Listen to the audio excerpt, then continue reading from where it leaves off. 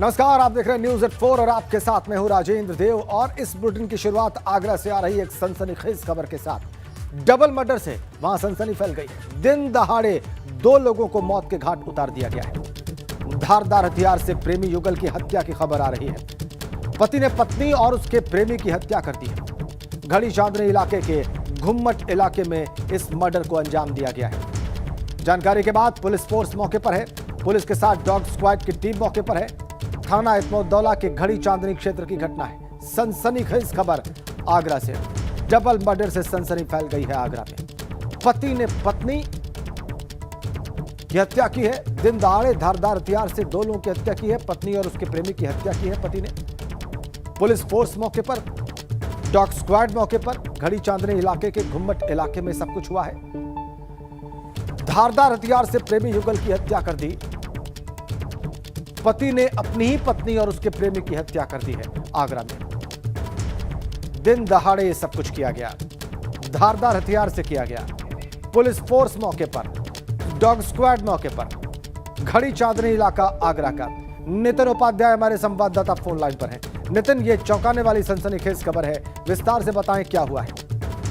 देखिए, बिल्कुल बहुत ही सनसनीखेज ये खबर है। दरअसल दिन में 1 बजे की ये घटना है और ऐसे में जो खमपुरी कॉलोनी, गड़ी चांदनी क्षेत्र की खमपुरी कॉलोनी नई आबादी का ये मामला है, जिसमें एक शिवम और पूजा नाम की जो व्यक्ति हैं, 2 लोग हैं जो आपस में देवर और भाभी रिश्ते में लगते हैं, डिस्टेंस रिलेशन में। उनकी मदन और उनके बेटों ने मिलकर पहले पीट कर हत्या की, उसके गड़ाके से पीट प्रहार किया है, जिसमें दोनों की मौत हो गई है।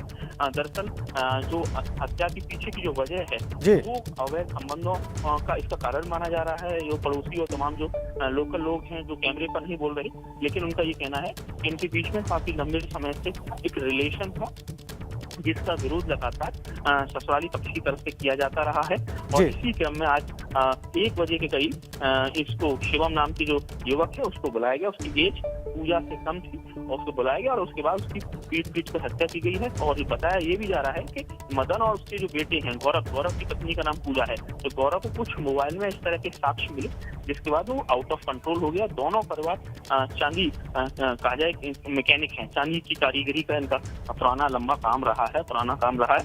और ऐसे में इस कदर उनका मारा गया कि शरीर पर बहुत ज्यादा इंजरी रही है और दोनों ने ही मौके पर ही दम तोड़ दिया। और इस घटना के बाद जो एडीजी जोन आगरा है, राजीव कृष्णा, आईजी रेंज नचिकेता झा और तमाम जो पूरा जो आला अधिकारी हैं, एसएसपी, एसपी सिटी, मौके पर पहुंचा गया। डॉग स्क्वाड पहुंची, फॉरेंसिक टीम पहुंची, साक्ष्य संकलन हुआ। तो कुल मिला के अवैध संबंधों की वजह से ठीक नितिन, आप बता रहे हैं कि अवैध संबंधों की वजह से, इलिसिट रिलेशनशिप्स की वजह से पति ने ही अपनी पत्नी और प्रेमी की हत्या की है उसके। बहुत शुक्रिया आपका। और एक बड़ी खबर इस वक्त और भी है हमारे पास। जौहर विश्वविद्यालय के मामले में आजम खां को सुप्रीम कोर्ट से बड़ी राहत मिलने की खबर आ रही है। सुप्रीम कोर्ट ने यूपी सरकार को नोटिस जारी कर दिया है। जमानत के लिए हाई कोर्ट की लगाई गई शर्तों पर भी सुप्रीम कोर्ट ने रोक लगा दी है। जमानत देने के समय लगाई गई शर्त उचित प्रतीत नहीं होती, सुप्रीम कोर्ट ने कह दिया है। आजम खान ने जमानत की शर्त के खिलाफ अर्जी दी थी।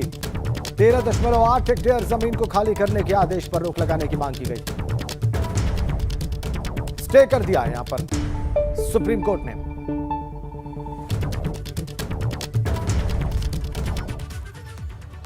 और आगे बढ़ेंगे एक और बड़ी खबर के साथ। वाराणसी से इस वक्त हमारे पास है विश्व वैदिक सनातन संघ के प्रमुख की जिला मजिस्ट्रेट से एक अपील की गई है, एक अर्जी दाखिल की गई है उनके पास। ज्ञानवापी सर्वे वीडियो और फोटो पब्लिक प्लेटफॉर्म पर साझा नहीं करने की अर्जी दी है जितेंद्र सिंह बिसेन ने, जो कि अध्यक्ष हैं विश्व वैदिक सनातन संघ के। और अर्जी में इसे कोर्ट तक ही सीमित रखने की मांग की गई है जितेंद्र सिंह बिसेन के द्वारा। पब्लिक प्लेटफॉर्म पर साझा करने पर कानूनी कार्रवाई की मांग की गई है जितेंद्र सिंह बिसेन के द्वारा। कहा गया है कि साझा करने पर सांप्रदायिक सौहार्द और राष्ट्रीय सुरक्षा को खतरा है, यह तर्क दिया गया है और इसीलिए अर्जी दी गई है जिला मजिस्ट्रेट के वहां।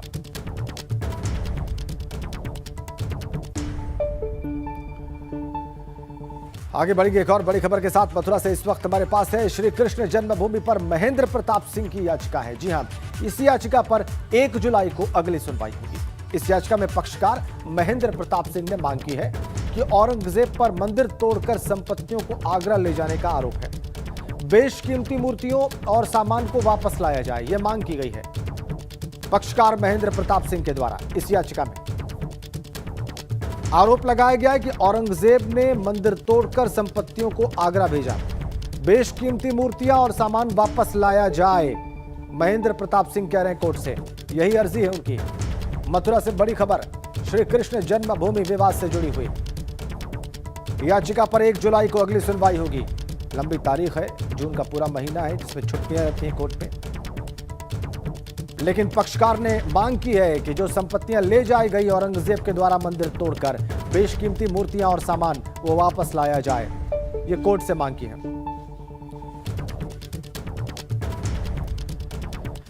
इधर ताजमहल में पूजा करने का विवाद एक बार फिर से देखने को मिल रहा है। अखिल भारतीय हिंदू महासभा के सत्संग प्रमुख साध्वी राधा शरण ने आगरा पहुंचकर ताजमहल में पूजा करने की अनुमति मांगी। साध्वी राधा शरण से बात की है, खास बात की हमारे संवाददाता नितिन उपाध्याय।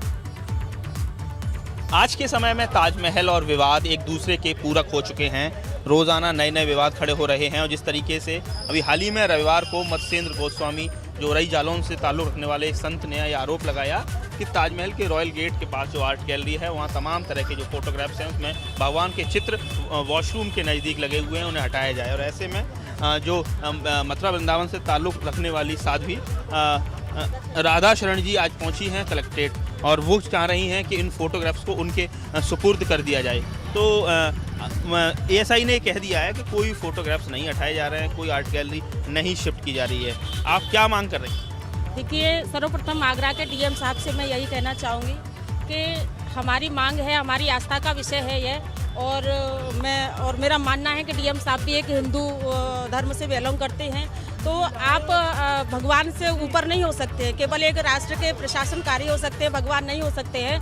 तो आप सोच समझ करके हमारी आस्था पर ध्यान दीजिए। हमारे जो भगवान कृष्ण, राधा कृष्ण की जो तस्वीर है उसको वॉशरूम के पास में जो लगाया गया है तेजो महल में, उसको या तो आप वहाँ से उनको हटा करके उनके उचित स्थान पर उनको स्थापित करिए, नहीं तो फिर हम वृंदावन से, मैं आई हूँ, आज अकेली आई हूँ, और जब राधा रानी का हमको आदेश होगा तो मेरा समूह भी साथ में आएगा और हम अपनी आस्था को रौंदने नहीं देंगे, क्योंकि यह पूरा हिंदू जाग चुका है और पूरा हिंदू समाज इसके खिलाफ खड़ा हो जाएगा। हम अपने भगवान कृष्ण को वहाँ से उठा करके और उनके वृंदावन धाम में उनको स्थापित कराएंगे। आगरा से नितिन उपाध्याय, एबीपी।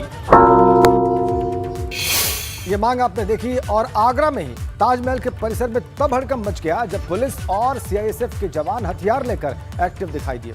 इस दौरान पूरी तत्परता के साथ जवानों ने 2 लोगों को हिरासत में ले लिया। दरअसल ये पुलिस और सीआईएसएफ का संयुक्त मॉक ड्रिल था। इसमें ताजमहल पर किसी भी तरह के हमले को रोकने का अभ्यास किया गया है। इस अभ्यास के दौरान पुलिस के तमाम बड़े अधिकारी भी मौजूद रहे। देखिए आप तस्वीरें, मॉक ड्रिल की गई ताजमहल पर। पुलिस और सीआईएसएफ ने यह संयुक्त अभ्यास किया।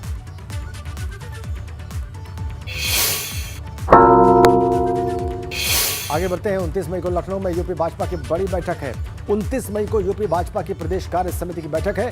सीएम योगी समेत सभी मंत्री इस बैठक में शामिल होंगे। संगठन के पदाधिकारी भी इस बैठक में मौजूद रहेंगे। लखनऊ के साइंटिफिक कन्वेंशन सेंटर में यह मीटिंग होगी। बड़ी खबर, 29 मई को यूपी भाजपा की प्रदेश कार्य समिति की बैठक होगी और सीएम योगी समेत सभी मंत्री इस बैठक में शामिल होंगे। बड़ी खबर आ रही है। प्रदेश कार्य समिति की बैठक, संगठन के तमाम पदाधिकारी इस बैठक में मौजूद रहेंगे।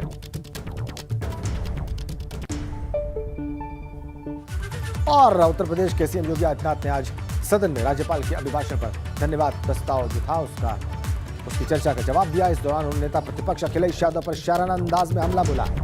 साथ ही उन्होंने कहा कि जनता सब जानती है कि कौन शिलान्यास कर रहा है और उद्घाटन कर रहा है। उन्होंने कहा कि हम काम का ढिंढोरा नहीं पीटते हैं।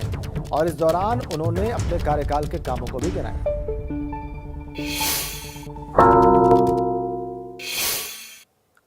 नेता प्रतिपक्ष की कुछ बातों को लेकर के बहुत आश्चर्य हो रहा था और ऐसा लगता था कि एक होता है कि व्यक्ति चुनावी सभाओं में बात करता है, वहां पर वह अपनी मीठी मीठी बातों को बोलता है, लेकिन सदन में चुना गया सदस्य तो यह प्रदेश के अलग अलग भागों से चुन करके आया है।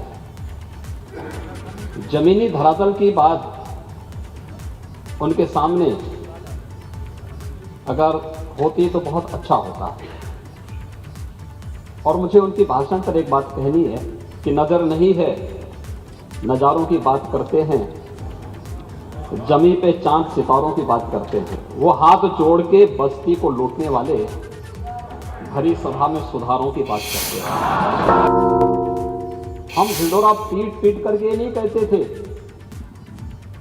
कि हमने मेट्रो चला ली, हमने एक्सप्रेसवे बना लिया, हमने एयर कनेक्टिविटी दे दी। जनता जानती थी कौन शिलान्यास कर रहा है, कौन उद्घाटन कर रहा है, कौन राशन दे रहा है, कौन अपराधों को नियंत्रित कर रहा है, कौन निवेश को ला रहा है, कौन नौजवानों को रोजगार दे रहा है। ये जनता जनार्दन जानती थी और इसीलिए जनता जनार्दन ने भी तमाम अफवाहों को दरकिनार करते हुए भारतीय जनता पार्टी नेतृत्व पर विश्वास किया, सरकार को पुनः आने का अवसर दिया। 37 वर्षों के बाद, महोदय 37 वर्षों के बाद कोई सरकार अपना 5 साल का कार्यकाल पूरा की, कार्यकाल पूरा करने के बाद फिर से आई है और फिर से धमाकेदार तरीके से अपना काम प्रारंभ भी कर रही है। न्यूज़ 4 देख रहे हैं आप। अब आपको बताते हैं कि अखिलेश यादव ने क्या कहा आज। अखिलेश यादव ने कहा कि नेता सदन को मेरे चाचा की बहुत चिंता है। फिर उन्होंने कहा कि भाजपा की वैक्सीन क्यों कहा उन्होंने, इसके पीछे बड़ी वजह है। वैक्सीन सर्टिफिकेट पर पीएम मोदी की तस्वीर क्यों थी? कोरोना से मरने वालों की सरकार ने मदद नहीं की, यह भी अखिलेश यादव ने कहा। चीनी मिलों पर अभी भी किसानों का बकाया है, यह भी उनका कहना था। तो जब मुख्यमंत्री ने अपनी बात समाप्त की तो अखिलेश यादव खड़े हुए, उन्होंने तमाम सवाल भी उठा दिए और देखिए उन्होंने क्या कहा।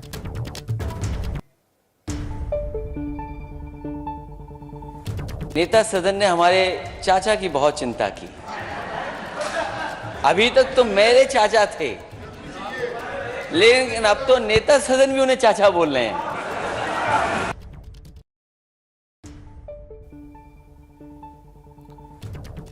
और इधर भाजपा सांसद रवि किशन ने विधानसभा में डिप्टी सीएम केशव प्रसाद मौर्य और सपा अध्यक्ष अखिलेश यादव के बीच हुई नोकझोंक के मामले में एक तंज कसा। अखिलेश यादव पर बोलते हुए सांसद रवि किशन ने कहा कि अखिलेश यादव को सदन की गरिमा को बनाए रखना चाहिए था और साथ ही बजट को लेकर सीएम योगी को उन्होंने धन्यवाद भी दिया। एक सदन की गरिमा होती है, हम लोग भी पार्लियामेंट में दिल्ली में बैठते हैं, उस गरिमा का उन्होंने पालन नहीं किया। तू तड़ाक और एबे ओबे जो शब्दों का इस्तेमाल था, उनसे उनकी छवि बड़ी धूमिल हुई है और वो उनसे पता चलता है कि उनको हार बहुत बुरी तरह उनको हार का झटका लगा है और हार को बचा नहीं पाए हैं। हमको लगा था सदन में गए हैं, विपक्ष के इतने बड़े नेता हैं, 100 से ज़्यादा उनकी सीटें हैं, एक गंभीरता रहेगी, एक शालीनता रहेगी। और अब एक गंभीर उत्तर प्रदेश है, ये बाहुबली और आतंकवादियों और माफियाओं का नहीं है। गुंडे वाली भाषा और गुंडे शब्दों से बचना चाहिए।